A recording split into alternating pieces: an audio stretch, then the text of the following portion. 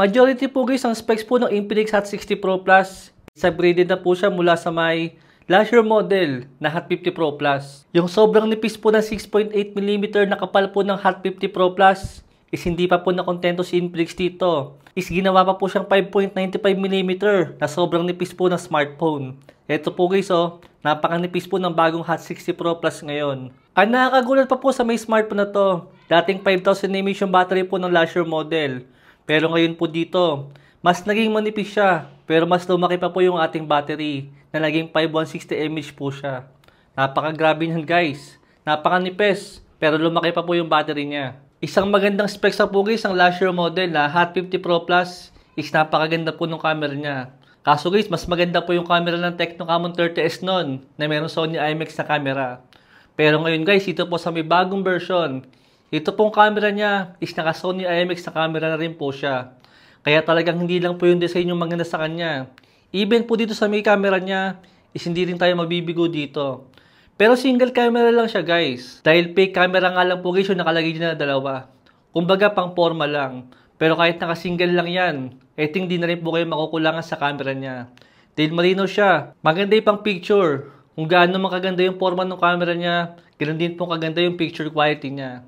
Even po dito sa may front selfie camera niya, 13 megapixel po yan at sakto lang yan guys para sa akin. Kung gusto nga po ng smartphone na pang-aesthetic ang design pero maganda rin po yung camera. Saka sa may display po niya guys is upgraded na rin po siya dahil nga po dating 1080p po siya na merong 120Hz sa refresh rate. Pero ngayon guys ito po sa may bagong version, meron na po siyang 1.5K na resolution tapos meron pa po siyang 120Hz sa refresh rate. Grabe yan guys. Ito po yung ating refresh rate. Naka 1/4 Hz po siya. Tapos mas naging matingkad pa. Mas naging malinaw pa po yung display natin dito. Di nga po nagkaroon siya ng mas mataas na resolution.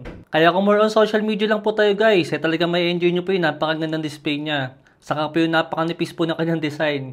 Yan guys, napakanipis po niya. At napakaganda rin po ng display. Alam nyo, yan din po yung number 1 reason kung bakit po ako nahihirapang i-recommend sa inyo yung Itel S25 Ultra. Lalong-lalo po sa may 512GB na version. Dahil mas maganda po yung overall na specs ng Hot 50 Pro Plus compare nga po sa may Itel S25 Ultra. Lalo pa po ngayon na lumabas na nga po yung bagong version. Talaga naman guys, mas maganda pong piliin to kaysa po sa may Itel na yan. Na napakamahal niya dahil lang naka 512 siya.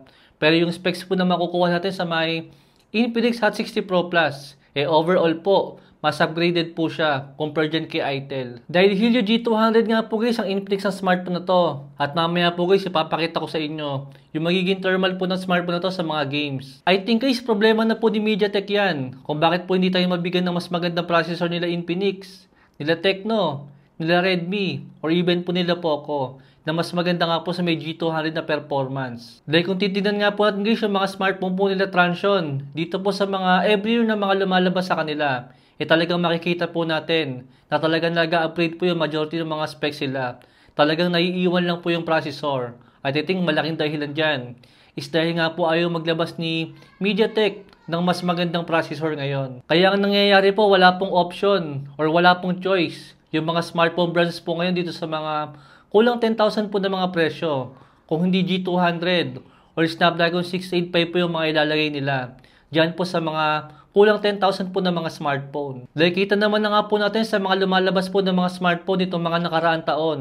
At pagka-compare po natin yung mga smartphone ngayong 2025 at saka ng 2020, napakalaki na po guys sa mga na-in-upgrade ng mga smartphone po ngayon. Halos lahat po ng specs sila is upgraded na.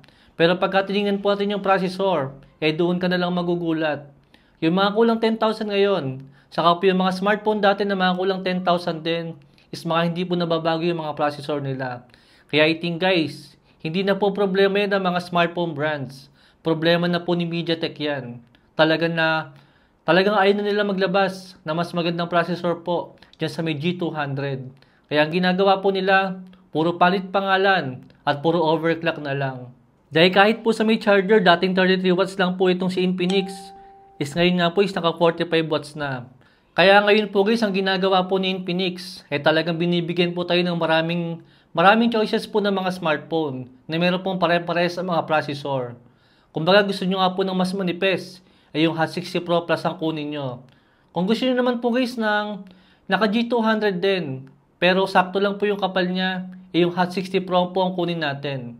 Dahil kung gusto niyo nga po ng max out na smartphone sa kulang 10k po na presyo, na mayroong magandang display, napakagandang build quality, magandang camera, mabilis sa charger, at napakaraming mga features, nandyan po ang Infinix Note 50. Ang problema po, G100 pa rin po yung performance niya. Same nga po nito na G200 lang. Pero syempre guys, ang golden question nga po sa may smartphone na to, kamusta po kaya yung kanyang thermal? Dahil nung sinubukan ko yung kanyang benchmark stress test, hindi po siya sobrang uminit. Pero dito guys, tingnan nyo po yung pinaka-gameplay natin. Ibang usapan po siya. Dahil sa 30 minutes po na gameplay sa kanya na naka-wifi. Pero kung naging temperature po niya, isumabot po siya ng 42 degrees Celsius. Medyo mainit yan guys para sa isang mobile legends sa laro. Dahil hindi naman ganun kataasan yung kanyang graphics. Medyo hindi po talaga advisable yung medyo manipis na smartphone para po magtagal tayo sa paglalaro ng mga games. Dahil umabot din po ng 43 degrees Celsius yung temperature po sa Call of Duty Mobile sa kulang isang oras sa gameplay. Alam nyo po ang problema dito guys. Yung ibang mga smartphone po na sinusubukan natin is ganyan temperature din po yung nakuha natin.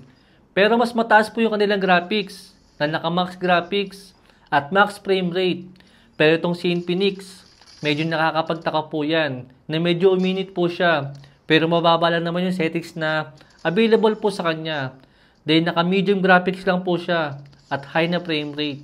Kaya po nakakapagtaka na uminit po siya ng sobra pero hindi naman po ganun kataasan yung kanyang graphics na supported dito.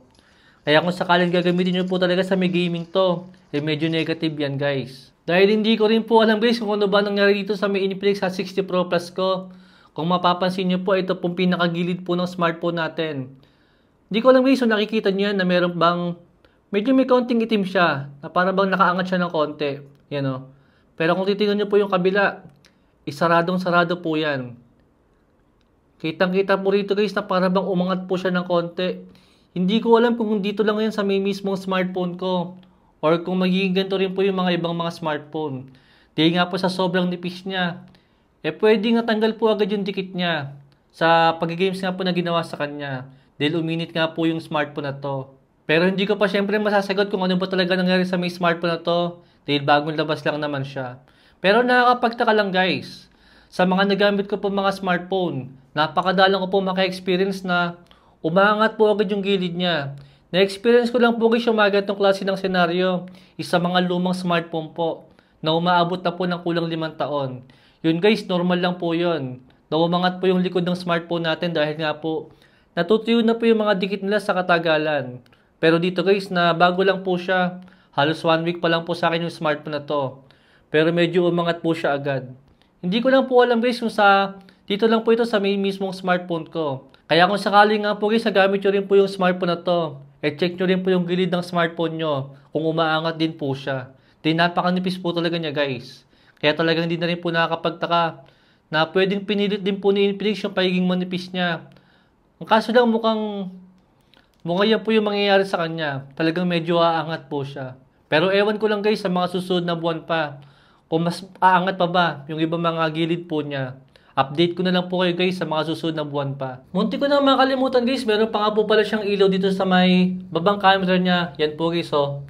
Malaking silbi din yan guys pagka po kung sakaling nakataob po yung smartphone natin. At meron pong tumatawag. At nakasilent po yung smartphone natin. Makikita pa rin po natin yan guys. Dahil nga po iilaw po itong paligid ng kanyang camera. I think magandang features din po yan. Na nandito po sa may Hot 60 Pro Plus ngayon. Dyan po muna guys yung mabilis na review natin sa may smartphone na to.